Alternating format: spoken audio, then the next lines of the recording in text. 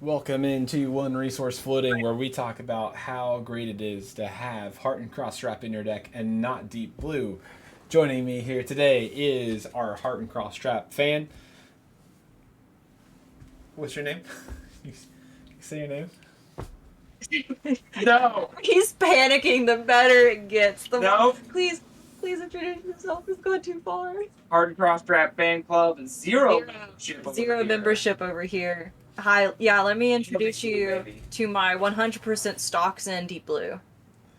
Except for Commoner. So this is the 86. We are joined on the other screen by two wonderful individuals that are part of... And the ghost who haunts my house. I'm sorry about that. I loved every minute of it. The panic of, do it now. You can come in now. All right. It's good. Today we're wrapping up Monarch. Wrapping it up. We're getting ready to leave Solana. Yeah. Mm-hmm. And head to a whole different area of wrath. But before we do, we have to talk about Levia. Levia, however you... Potato, picado, trash, garbage. It doesn't matter. The lady bathed in blood. Yeah. Or as some call her, Reinar.9. It would be a slight scaling down in its consistency, but not scaling. Yeah. Yes. So Levia is a Shadow Brute hero. She has 4 intellect, 20 health in Blitz, 40 health in constructed formats. Yep. Her hero ability. It's not really an ability. Very underwhelming. It's a triggered effect. We have dealt with a Shadow hero before with Chain. His ability to manage the Blood Debt cards in the Shadow format is to play them. Yep. Levia Give them go again to play them.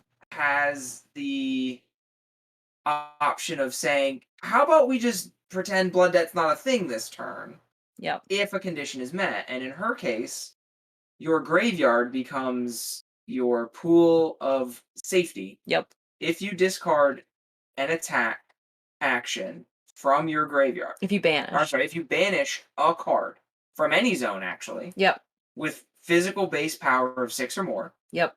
All Blood Debt effects are turned off for that turn. Yep. That's hard to do sometimes. Given that it typically requires a 2-card hand to, at the very least, attack. Yeah. And you have to build up your graveyard. 6 physical attack cards in graveyard. Yep.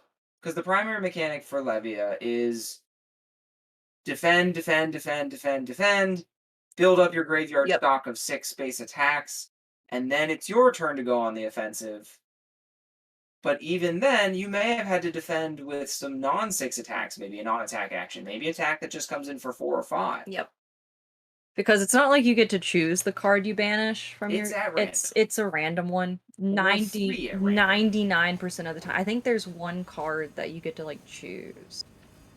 Well, there is Ebb and Fold, and there's a few one-ofs. Yeah. Art of War is a great card. Art of War is a great card for Levia. Not only is it banish an attack action card, if it's an attack action card with 6, you're solid for the turn, and you get to draw 2 cards, so it's more fuel for the fire. But, So her main mechanic is banishing from graveyard, but there are ways that you can, I'm not going to say cheat, but you can manage a guaranteed Make banish. sure you have the banish. Yeah. So what's really interesting, I think, about going into Levia, is we have Reinar, who had this gambling problem. Then we have Ko, who has the gambling addiction. And now Levia is just like, you know what? I'm going to raise the ante. All in and put my health on the line. Have you watched Kakegurui? No, I can't say that I have. Is the eye patch girl. Yeah. 100%. She is. The Kakegurui literally translates to obsessive gambler. And it's a manga and anime series on Netflix. I would highly recommend. It actually is pretty interesting to watch. But it is about people who go to school and they're just like, don't you love to gamble? And now I just want to put Reinar's, Chaos, and Levia's faces on the bodies in the uniforms and then be like, don't you want to gamble? Because that's all they do. They really do. If you were to think of it, though, in order, left to right, Reinar, KO, Levia, each one of them has a lower floor, but a higher ceiling. Yep. KO has the ceiling of, I'm going to double this 6 attack. Or double this 8 attack. Right. This swing big now comes in for 16. Nutty. Whereas his floor is, it comes in for 4. Yeah. And Levia has, I have some of the nastiest attacks that I can swing a 7 damage attack for 1 resource. Yep. No other class gets that. Yep. And there are ways to get it go again. And there's ways to give it go again to then come in with 2 mandible claws. Or come in hex. with another 7 attack. Or a command and conquer off of it. Like, there's just so high a ceiling with Levia. But when you hit the lows, you feel it. You feel it more than anyone else. Because it's like... Like, not only did you not get your 6 attack banish, that means that the other effect on the attack doesn't happen. So, like, your Dread Screamer doesn't have go again. Yep. And now you're going to take Blood Debt. Yep. And it's like...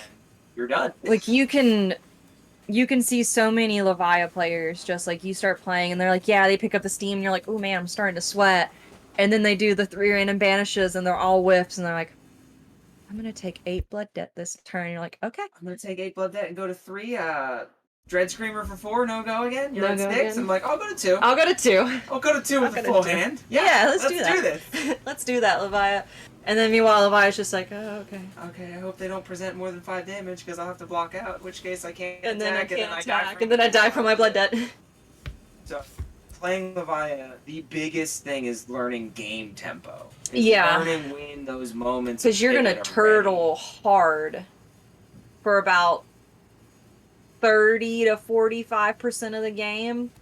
And you're going to want to try and block with nothing but your 6 attacks. Of course, like, it may not always work out like that. You may get less powerful attacks. But you need to do the math of, there are 14 cards in my graveyard. 10 of them hit. So on the worst case scenario, I hit 3 of the 4 that don't, which can happen. Can I afford that? Yeah. And if the answer is yes, you do it. Yeah.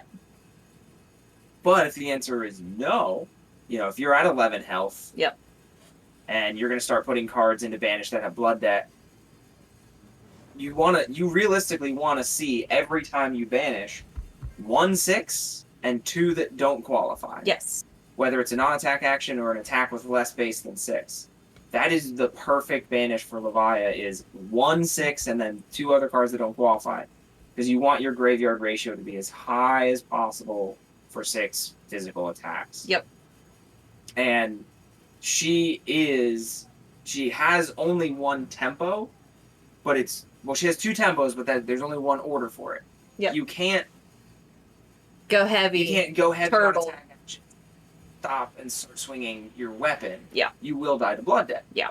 You have to do it the other way. So Yep. every opponent kind of knows that. Yep. The alternative to that is you don't play Shadowbrew cards. You just play Reinar with no hero ability. Yeah. Without his specializations. Yep. And 2 call-out cards for Levia, though, are her specializations. Yes. Soul Harvest, which you may have 1 of in your deck. It is a legendary attack. You may not put 3 in Classic Constructed. Don't do that. You'd be a fool to do that. Your friends will mock you. Only a fool would do such a thing. The Not other... me. Not me. Is this one? Is that one? I also have a really funny story to talk about the Hexagorax.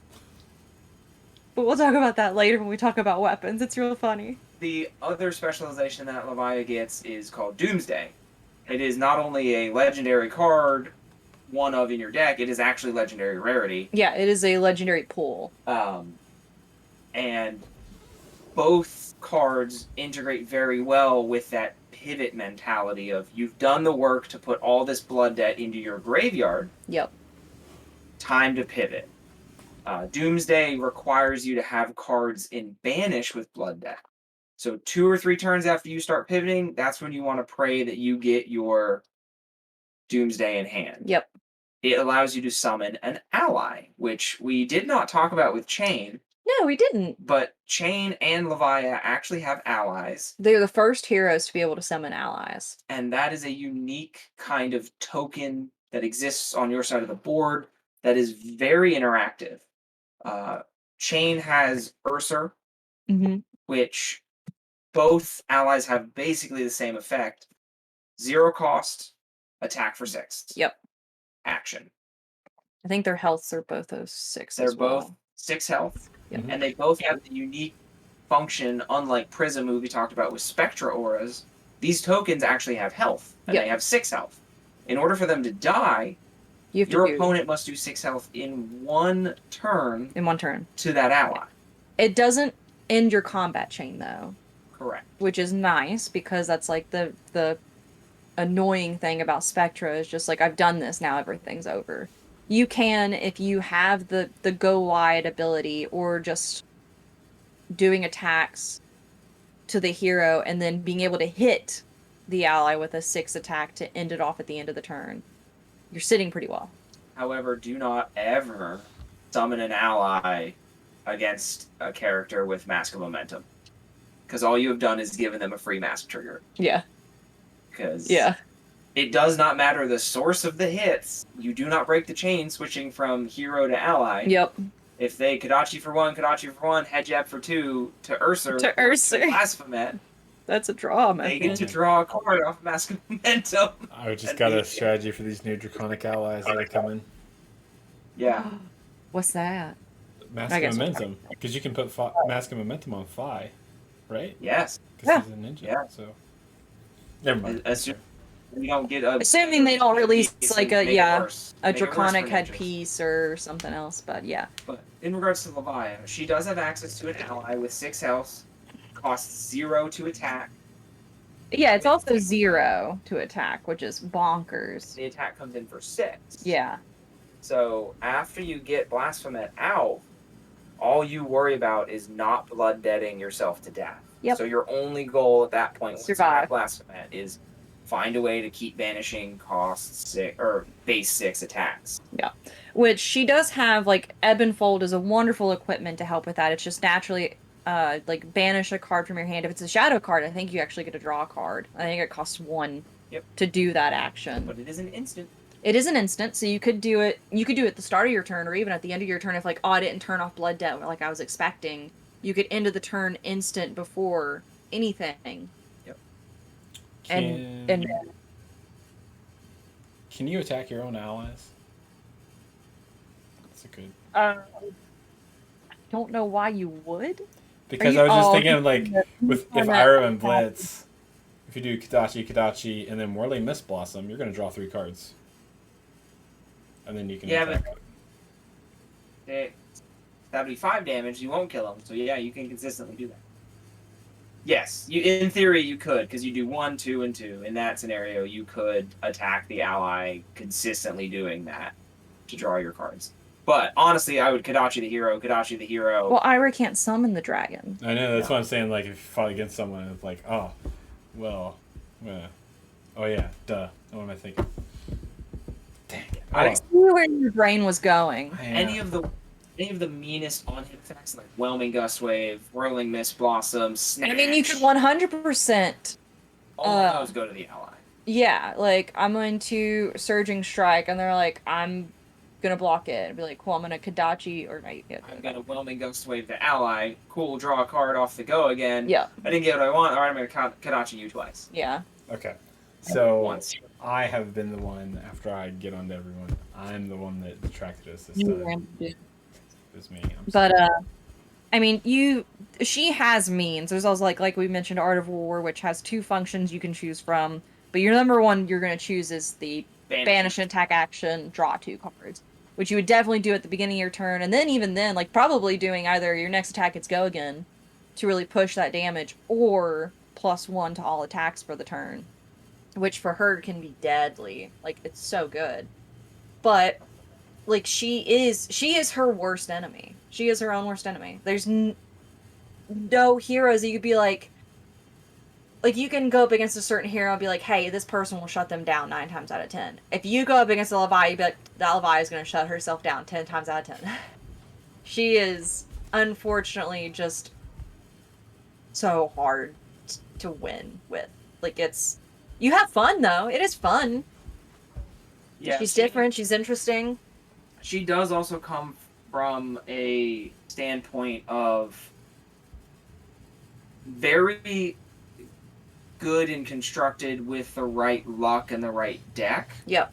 But terrible and limited. Yeah. The only reason she's playable and limited is because nobody drafts her, so you get first pick. You literally get all the best cards. You get all the Dread Screamers. You get everything 6 attack. Get the cold get foil, Hose of the Shadow Beast. Yeah, you get all the swing with those big trees. You get it all. And then you still come in fourth. Now she, as a Shadow Brute, has access to what I think is probably one of the most interesting non-attack actions, and that is Unworldly Bellow. Yeah. It only costs 1, and that's why it's so valuable to the Levia player, is if that's all I've got in hand, or all I have, like, I can keep 1 card in hand, and if that's in my arsenal, I can at the very least keep my Blood Debt off. Yep. But on the hands, or on the turns that I can keep a hand, I banish 3 cards from my graveyard. If a 6 or more happens, my next attack gets 2, 3, or 4 for 1 resource, which is nice. But the other thing is, a lot of those attacks that you really do want to play as Levia either require a banish prior, Deep-Rooted Evil, or have an effect that if you've already banished one this turn, it doesn't have to be when you play it. Yep, it just has to be if you've banished. Gives you this very, very high upside buff, like this attack gains go again, this attack gains +4. Yeah. So you can come in for a base 7 attack that comes in for 15. Yeah. But I mean, she also has access to probably one of the best brute cards, just in my opinion, which is Barraging Beatdown. Intimidate isn't as important with Levia. It's not, but it's a brute action that costs 0 and if you're going to be like doing stuff anyway, like get cards from their hand, put more damage through. Right. I just think that as a brute action, it is wonderfully made. And sure, you don't really care about the Intimidate as much as like Rhinar or KO would, but having that little sort of keyword that she doesn't get as a brute, right, to push damage, in my opinion, is very nice. But that's just me. So the one detrimental thing to her, as well as to Rhinar and KO, in that Intimidate, is if you end up intimidating someone's whole hand, and you're like, I'm going to sneak all this damage through. It's like, well, that's great. Well, they still have a full hand. So I think at the end game, like, those Intimidate triggers are very close. Yeah. They're very good. Full hand when they have, like, 8 health left, oh, you've won. Good job. But intimidating 4 cards from hand and they have 20 health left, you've hurt yourself more. Yeah. Yeah. You should do that if you're going to intimidate and you know you have the cards in the deck. If you're going turn 0, because essentially they're going to block with everything they have because they're going to draw up again. So I think a turn 0 intimidate's good. And then when they're 15 and below on health. I'd honestly say 11. I would say you want to at least see them at 10. Mm-hmm. Like, you want to guarantee that they have, like, every attack is lethal from then on. Yep. But Levia does have access to some really reliable staples. She has access to some good blues. Yep. Wrecker Romp being the biggest one. Wrecker Romp is great. It's a blue that comes in for 6. Yep. You need blues in Levia more than you do in Rhinar. Yep. Rhinar, there's 10 blues that every Rhinar runs. It's like a stable that they block 3, they come in as blues. You might use them, you might just pitch them. Yep. Levia's a little tougher, but you can get away with the same mentality of, like, it's either blocking 3 or attacking for 6. That's why it's in my deck. Yep. The downside with her is you don't have a good fatigue plan.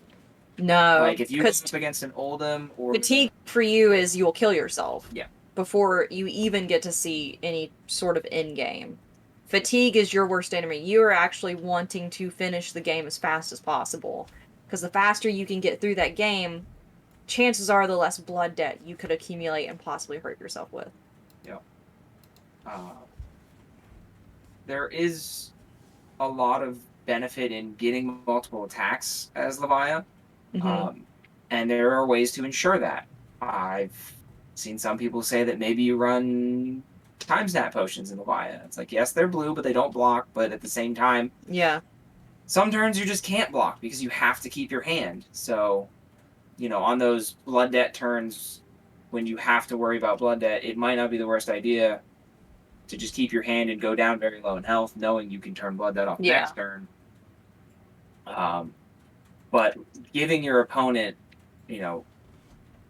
free autonomy to basically do whatever they want is never never because sitting across from a Levia, once you start seeing 6, 7 blood debt, it now becomes the game of I will either push so much damage through that I will kill them, or I will push enough damage through that they have to block and will kill themselves. They will kill themselves. Yeah.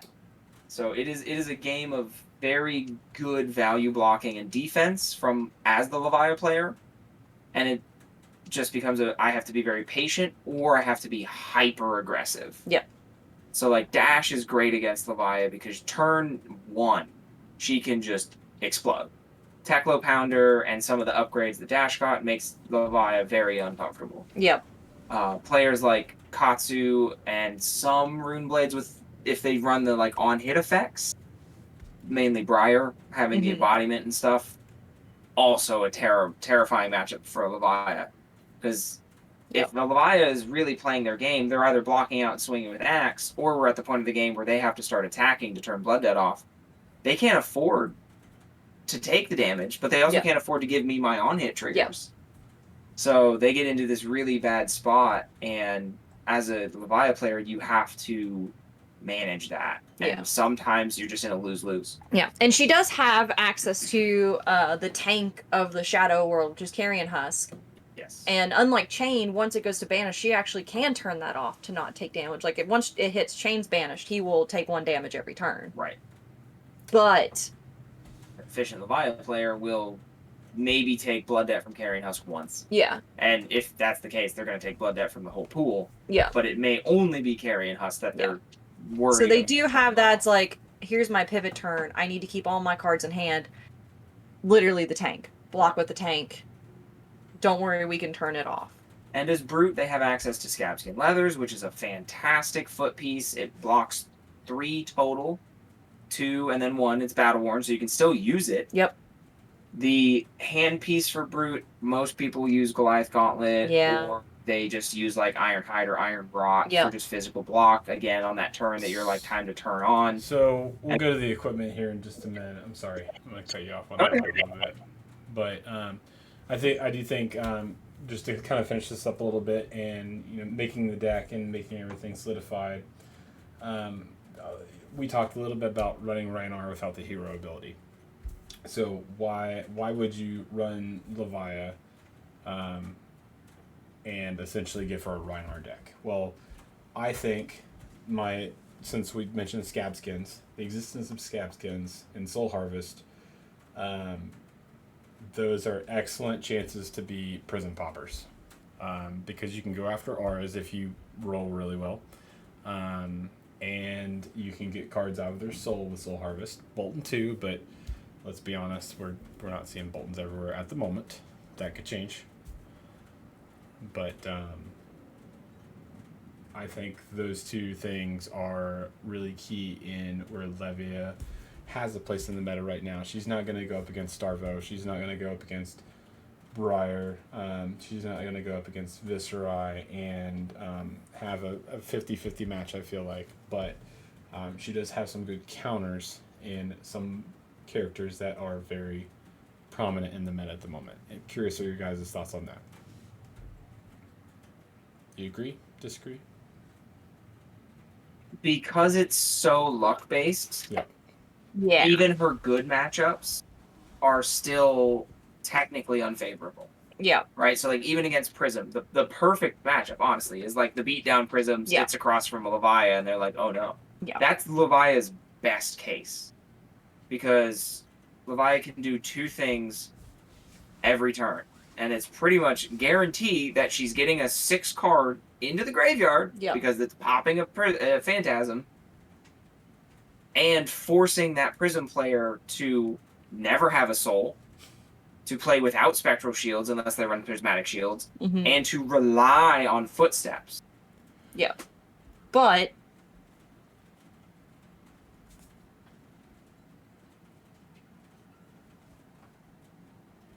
oh my gosh. It's Kayla this time. Nope. What? Never mind. You said but and then you just froze. but Jeez. but yeah, I mean, she is without a doubt, like, the brute class itself is the best for popping like auras, because they want those 6 attacks. They are always going to guarantee to have those. Yeah. But you're not seeing, like, the only heralds they mostly run now is Herald of Erudition. And that's probably the only one, unless they are running, like, no, you see War Tuned. I was gonna say, see Erudition. You'll see War Tuned in the deck, but you won't necessarily see it come at you. Right. You're going to see a yellow one get pitched to make a Spectral Shield, and then 8 instances of one. The other big thing is you'll see a yellow pitch to play any Herald to give everything go again, to then get all the pings. So there's 2, you will see Heralds from Prism, and usually what they'll do is they'll try to build up their aura state, and then start slinging Heralds at you to get cards out of your hand, so you have less fuel to pop auras. Yeah. They also, Prism I don't know. does have that pivot point as well, but it's a little different than Levia, where it's like, I have to pivot or I die either way. I think just currently with how a lot of Prism players are building their deck, it's not a favorable matchup, because you're going to only be popping maybe 3 is ideal. 3 heralds in the game. Yeah, I was thinking of it more rather than for popping heralds, because you're going to see the only heralds I see right now. It's not really a herald, or like Miraging Metaphor Morph. It becomes 1, and if you're unlucky, it becomes 2 Herald of Eruditions. 4 in 1 turn. Yeah. I was thinking more of Scab Skins if you roll well, which you're not guaranteed to roll well. You could roll a 1 and then your turn's over. Congratulations, that sucks. But if you roll well in Scab Skins, you could weapon destroy an aura. You can, yeah, and I think in that instance, like, she is very good, but then again, like, that's completely luck based. You could whiff out and get 1 action point, and then you're like, oh, now I've essentially done nothing to really get myself further in this game, because now she's still left with auras to come at you with.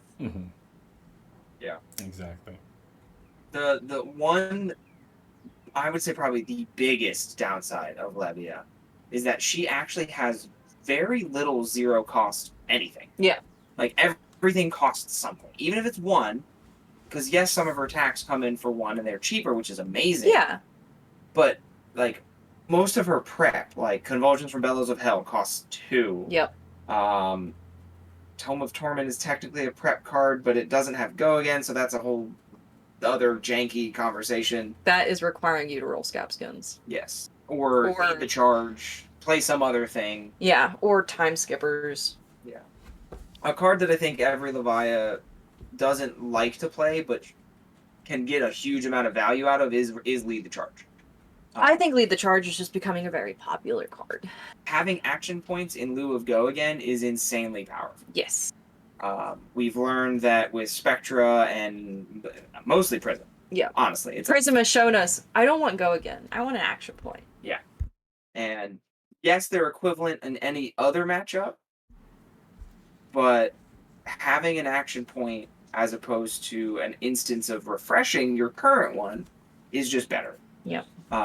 And not needing that Scab Skins, but being able to leverage it when you can't use a Lead the Charge, I think is beneficial, and that is a way that you can give Levia a tiny bit of consistency at the expense of maybe less damage, because you're going to get rid of some of your barraging beatdowns. You're going to get rid of maybe 1 or 2 of your Convulsions of Bellows of Hell. But you're gaining consistency of getting maybe 2 swings in a turn, which helps turn Blood Debt off once you're swinging attack actions. Yep. Or it allows you to use your Tome of Torments and gain an action point because you're running the red Levia charges. Yep. The downside as soon as you start moving into the generic card pool is very few of them come in for 6 for Levia. Mm-hmm. And most of the ones that come in for 6, there's a better Shadow Brute equivalent. Yep. They don't block 3 a lot of times. And they only synergize when you build into them. You can't just like bolt them onto an existing deck and make it better. Like you have to actually think of what are the key cards that you're going to use this with to make it the most useful it can be. Right. But I think a go wide Levia deck is the better option than the go tall Levia deck because it increases your consistency. Like if I can swing with an attack action, have resources floating, know that I have go again or an action point, Mm-hmm. If I miss my banish, I'm going to do everything in my power to get another attack off and try and get my banish again. Whereas if I hit my banish, I swing with a weapon. Yeah. And that's just way more consistent than I'm going to try and do 14 damage, intimidate one card out of their hand and make them cry. Yeah. But run the risk of I'm now going to take 7 myself. Yeah. So let's talk about constructing the deck. Oh man. As far as the deck, literally the first card you get is 3 copies of Art of War. Yep. Well, here's what I'll say this. Like, it's not really up for debate. Like, you need them. Yeah. They will literally be your best friend. Sorry, not the because we talked about some staple cards in there. We talked about Art of War, You want to like okay. the pitch, like how like construction of ratio. Ratio. I have about 18 blues in my Levia, which is a Rhinar, but not Rhinar. It's a go wide brute deck as opposed to a intimidate brute deck. Go wide as in I have Mandible Claws.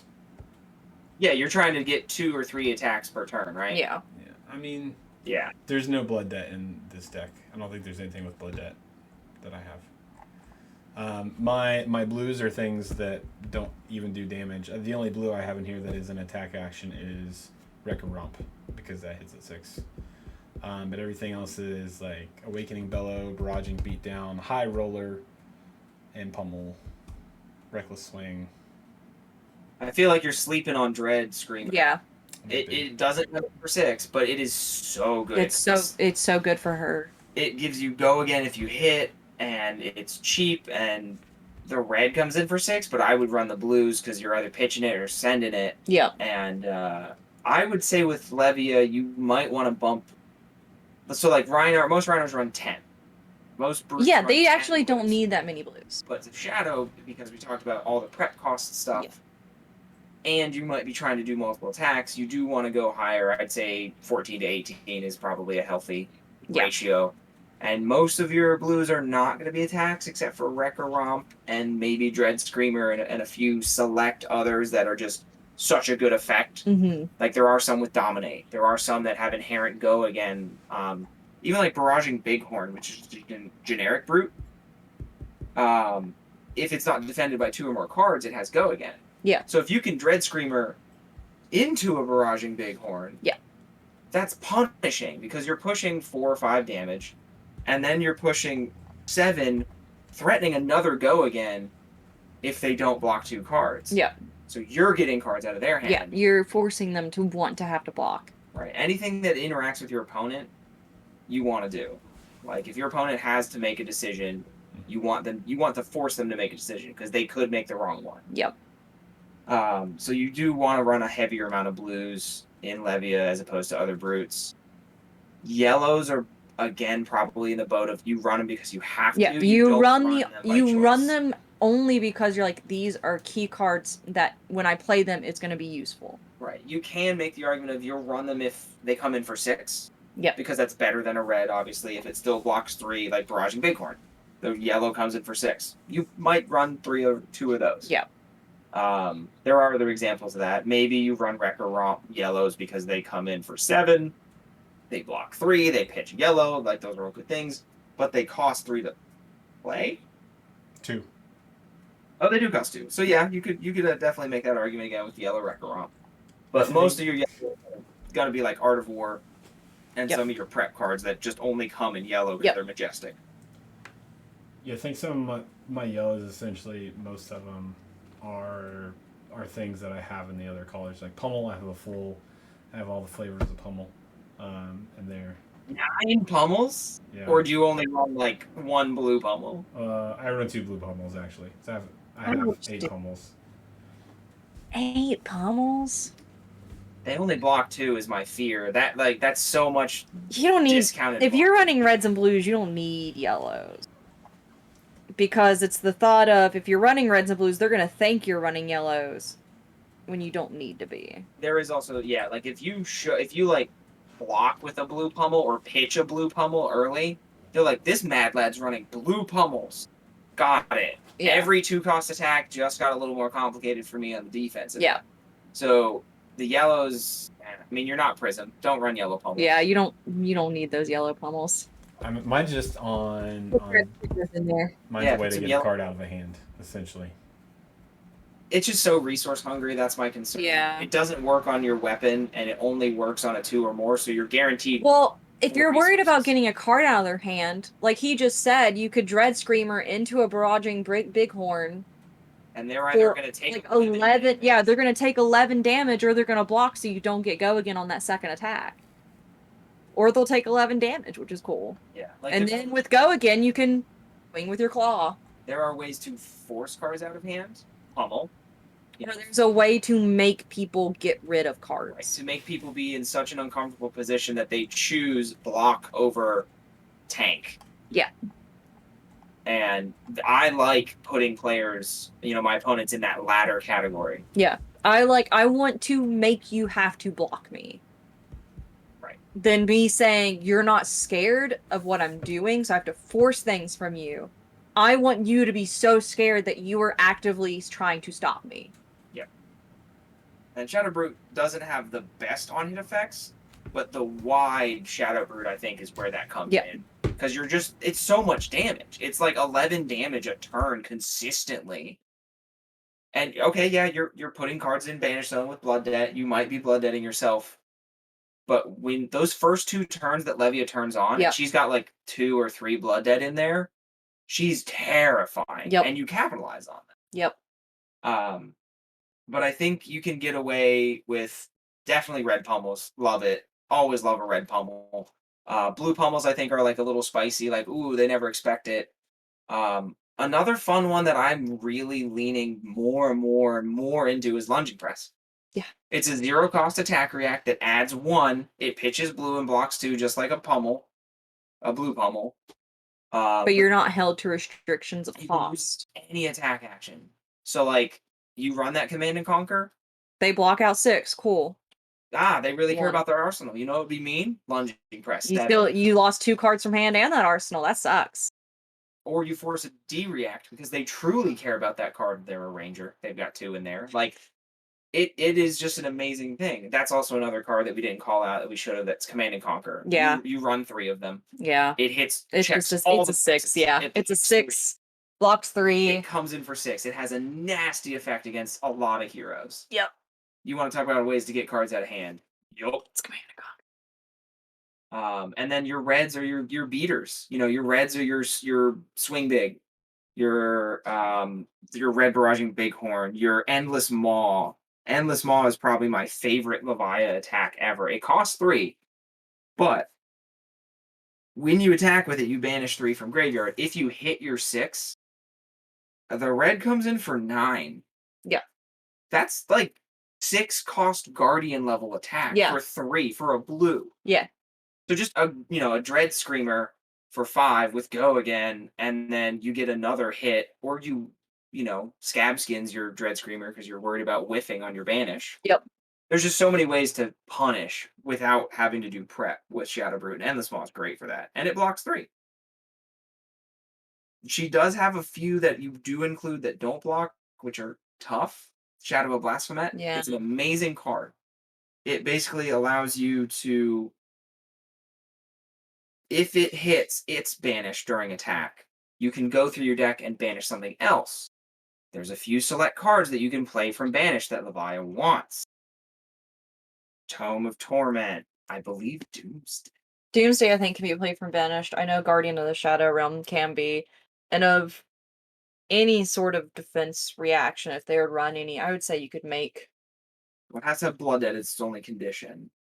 The thing that you put into your Banish zone. Oh, Shadow of Blasphemet allows you to tutor a Blood Dead into your Banish. Beast... Beast of the Guardian of the Shadow Realm? Guardian of the Shadow Realm has Blood Dead. And you can then pay 2 to bring it back. Yep. Yeah. That doesn't block at all. But again, it's a 6 attack for 2. Yep. And it has a great effect.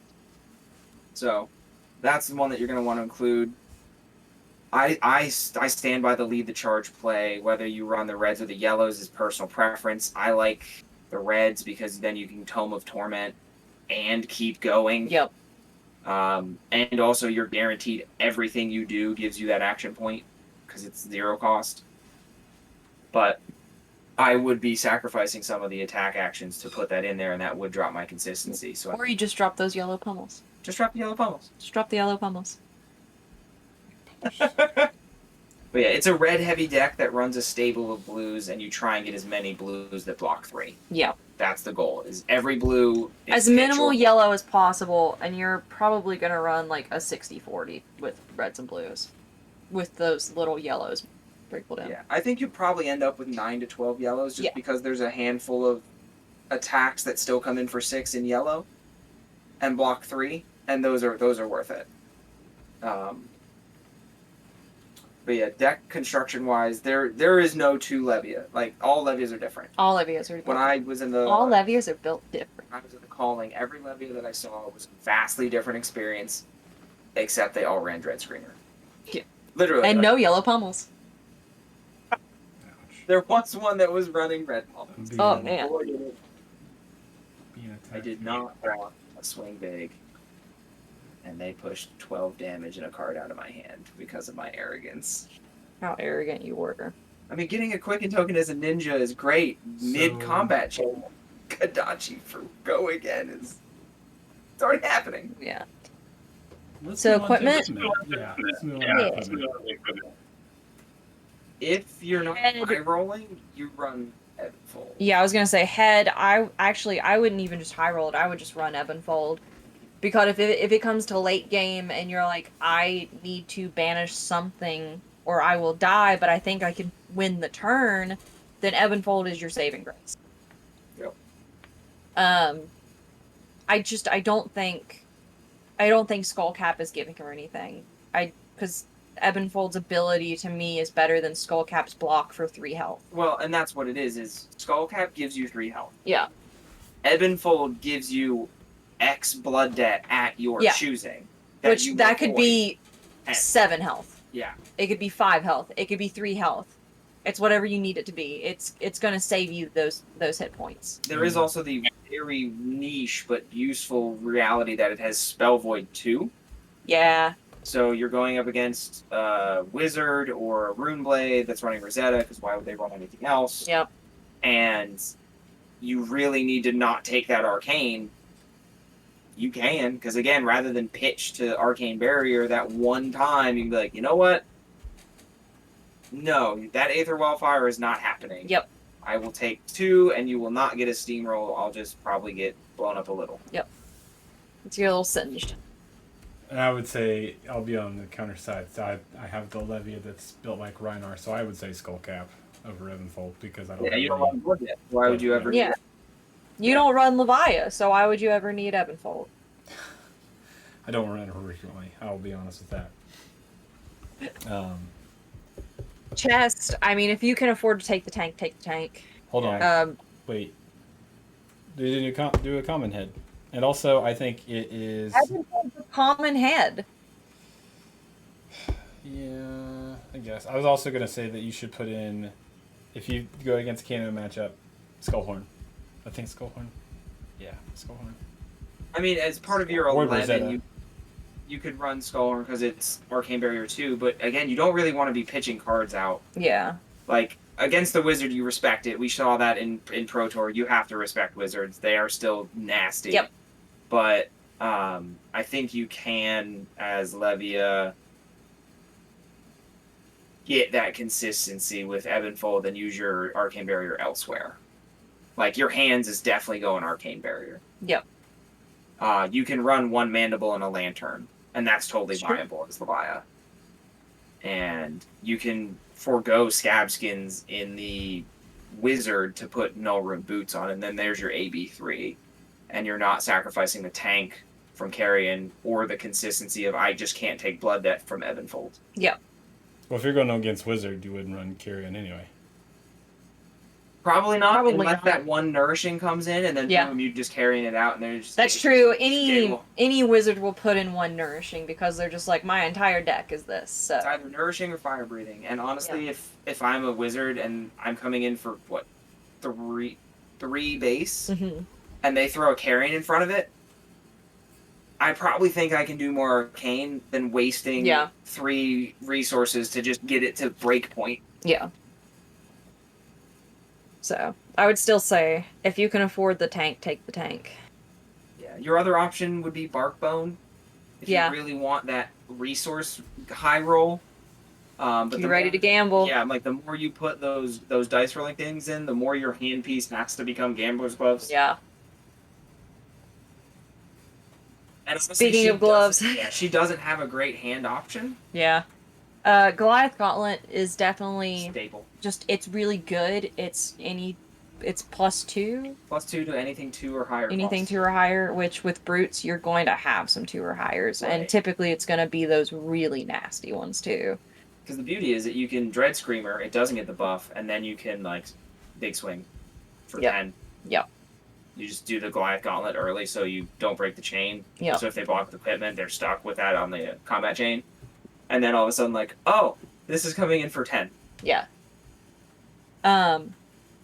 Apart from that, what does Skull Crushers do? Whenever you roll, if it's 5 Oh, or never 6, mind. skip You plus don't. 1. you don't and want if it's those. a 1, destroy it. You don't want those. You don't want. You're You not already rolling have so dice. much. Never really want to add dice. Yeah, you're never actually. You're high rolling, but not with dice. You're high rolling with your life. So you don't need those. So just run Goliath. If you're going off against someone who does a lot of probably dominate attacks, I'd say Iron Hides. Or Iron Rot. There Iron actually Rot. is a place for Iron Rot these days. Yeah, Iron Rod is still really good. Especially with heroes that can't afford to drop that card from hand. Yeah. But yeah, that's really your going, and then like Null Rune for those wizards. Yeah. Feet. Scabskins is the Scabs. choice. Yeah, I would say just because of how well it blocks for you and the versatility of having those extra action points in the instances that you need them. And also, like we said earlier, against the prisms, like having those 3 action points to just boom, boom, boom, and aura. But then again, it's like, it's a high roll. Yeah. You don't always see Levias running the Gambler's Gloves with Scabskins. You will still see some that do Gauntlet over it, because you don't Scabskins every turn. Yeah, it's Scabskins only when necessary. It does always feel kind of bad, even as like the person across the table watching Levia roll Scabskins get a 1 and then like take 2 to Blood Debt. I'm like, I'm happy about it as their opponent, but I'm also like, they didn't even get to play the game this turn. That's not fun. It's funny, but I'm not interacting with my opponent. I'm just like sitting there like, womp womp. All right, I'm going to attack for 14 now. You have to block and take more Blood Debt. Yep. So most of the time, if you do plan to roll Scabskins, you'll see Gambler's Gauntlet or Gambler's Gloves in the Gauntlet position. You can actually tell sitting down across from a Levia, like when they reveal equipment. If they reveal Gambler's Gloves, you can expect them to use Scabskins a few turns. Yep. If you don't, they might use it once the whole match. Otherwise, it's just 3 block, 2 and then 1. If you're not going to run that, Hooves of the Shadow Beast isn't terrible. Hooves of the Shadow Beast is not awful. It's a if you're trying to get by on not spending money. Yeah. Because whenever a card 6 or more base power is put into your banish zone, destroy Hooves. If you do, gain an action point. It is the poor man's Scabskins. And it's only usable by her. Because it's Shadow Brute. It's Shadow Brute. It also blocks 1 with Battle Worm. So, like, hey. It 100% is just a common, downgraded Scabskins, which is exactly what you want out of a common equipment. In Commoner, amazing. Yep. It's what you would run as Levia 100% of the time. Yeah. Or Time Skipper. It's expensive. Right. This is just a destroy. Yep. Get an action point. I've already blocked with it turn 2, because, like, why wouldn't I? Yep. And then, use it. Gain an action point. Yep. Now I'm gonna, I don't know,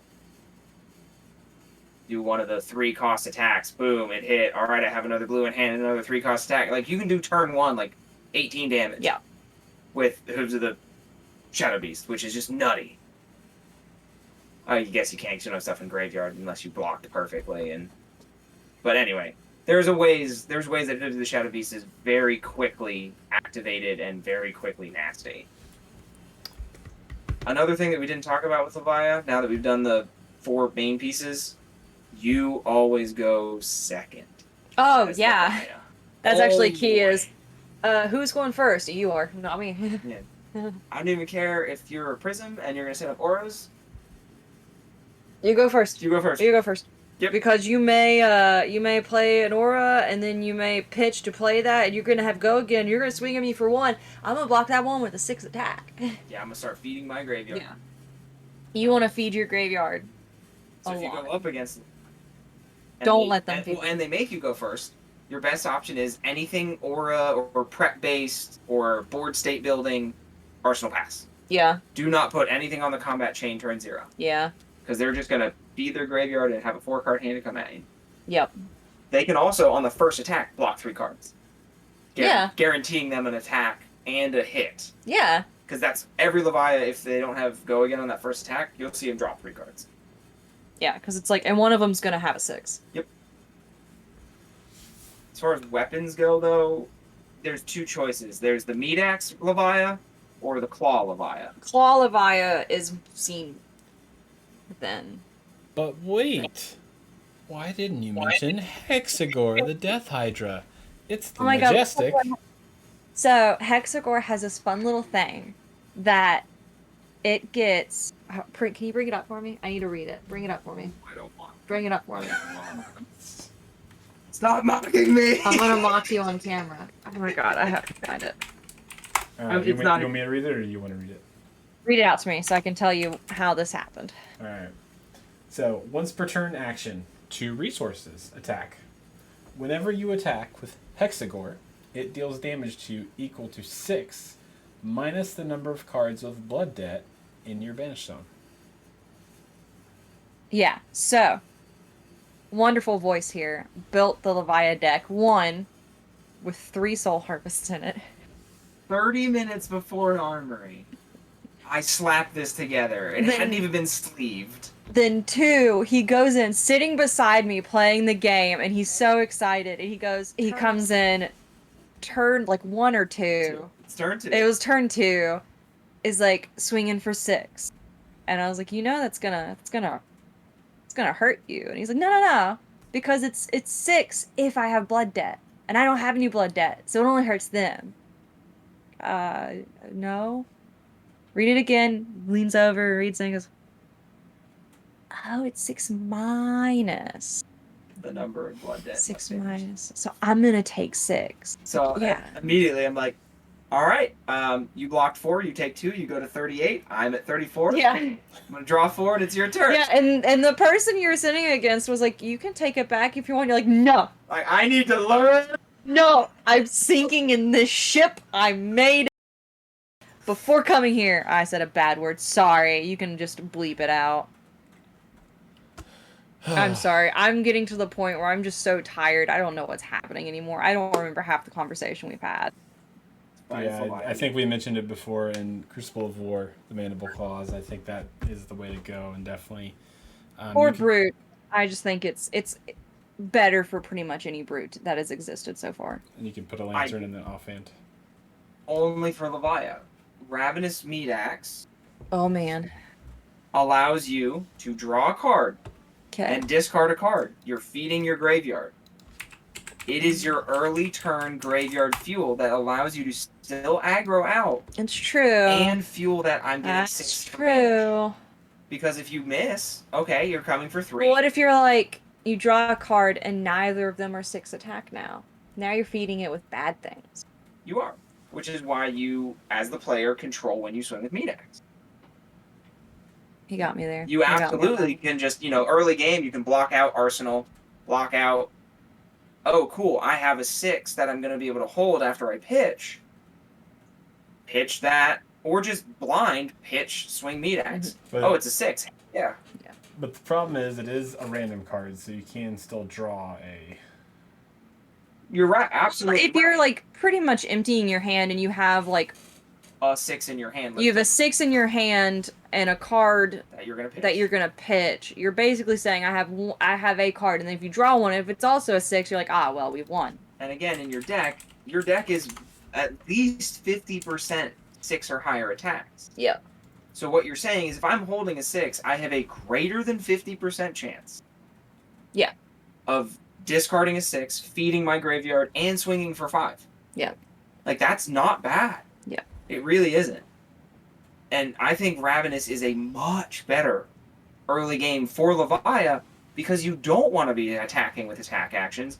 You don't want to be doing things where you're banishing cards turn 2 or 3, because that's not how you win with Levia. You need to be turn 4 or 5 or 6 deep, right to that pivot point where you have, 18 to 22 cards in your graveyard, and the overwhelming majority of them are 6s. Yes, you can't control the card you draw, but every turn that you have a 6 in hand and the ability to block down to pitch for meat axe, potentially discard that 6, you start that way. Yeah. So, final words. Does anyone want to wrap us up about the L? If you want to play a hero that is very fun and interesting and different, Levia is there.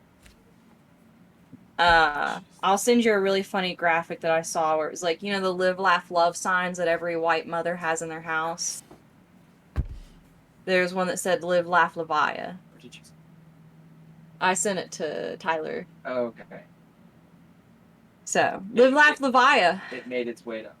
By the way, did we mention, was there any lore, anything we should know about her? Yeah, we'll end it up with the lore. So Levia, not really from a very good, well-off family. Her mom actually sells her and Levia into servitude under the Barthelmont family house. Who's that? Or is it just Lady Barthelmont and her husband, Lord Barthelmont? They are nobles in Solana. They are nobles in Solana. You will actually see in the Blitz decks for Levia from the Monarch series, her mentor, which was a key card put in those Blitz decks, is Lady Barthelmont. Not for the reason you think. It wasn't a happy relationship. So she was a servant in the house, and people went missing, and Levia actually witnesses through the keyhole to Lady Barthelmont's door the lady of the house performing a very dark ritual and then eating the flesh of the servants. Levia took this as, I do not want to be used by humans. I do not want to be used by anyone. I want to become stronger enough that I take care of myself and no one can take advantage of me. So she started creating those rituals that she saw the lady do, with just creatures, small rodents and stuff. She would find them, kill them, do the whole thing. And in a grisly turn of events, the nobles of the house end up doing this horrendous act upon the servants, Levia being one of them. And Levia, instead of succumbing to the dark, to what they were doing, decided to fight back and do the ritual, consuming the flesh of one of the other servants.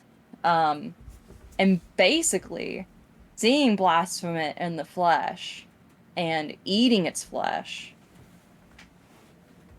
which then turned out to be Lady Barthelmont, who had used the power of Blasphemous to try and stop Levia. Only Levia stopped her with the power that she had received from the other world. And now she does that all the time. No, she is the patron of Blasphemous. Yeah, now she is succumbed to the world of shadows. She is a servant to Blasphemous, but she's no longer being taken advantage of. She is her own woman. So live, laugh, Levia. And there you have it. It's actually it's a very, very interesting read for her lore, and you're just good for you, girl. Like, Right? Like, good. hooray! You took control of your life. That's awesome. But you ate a man and then killed a woman. Good job. Big yikes. Big. We should go talk to a therapist because you've got some problems. And she's like, no, I'll just die from blood debt. Well, But yeah, she's a spooky girl. just want to say to everyone, don't die from blood debt yet, because next time we're gonna pack up from this. And we're gonna head towards the World Tree. Yeah, we're heading toward the World Tree. Place The of Erd Tree. song, and fun, and festivals, and elements, and love, and light, and laughter, and frostbites. All the frostbites. Corsham Actual. Yay. Oh. So Taking a trip. we are. I'm excited for it. I hope you guys are excited for it. Oh, I And- forgot a stupid useful card for Rally the Rear Guard. Because it blocks 5, and you're feeding the graveyard with 2 6 attacks. It is so good for her. So play Levia and then let us know how it went. Let us know when you died from your own blood debt. And let me know if you also are someone that thinks the yellow pummels are good. Red, yellow, blue. Unless you're Prism. It's not good. Only Prism. Well, was gonna Prism say- just yellow.